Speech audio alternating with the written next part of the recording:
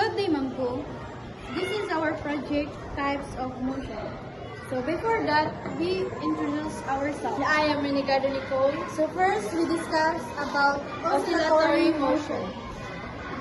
So, oscillatory motion is a type of repetitive motion where an object moves back and forth around a fixed point, called the equilibrium position.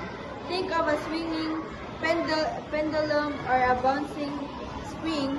The object oscillates between two extreme points, and the time it takes to complete one full cycle is called the period. So I'm Mag-Osara Hatulin. So the second, we discuss about vibratory motion. So vibratory motion is the repeated back and forth movement of an object about a fixed position. I'm Sarah Luang. So for now, I'm gonna report the downhill motion. This is the third one, the downhill motion. So the downhill motion is a movement of an object or person going down a slope due to the force of gravity. So how it works? It works with a gravity, slope, and friction.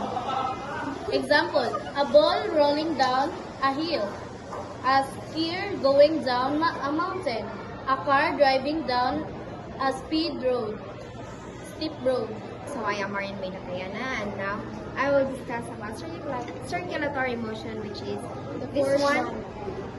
It's like that. So circulatory motion, it is the type of motion is characterized by a constant change in direction, which is even if the speed remains constant.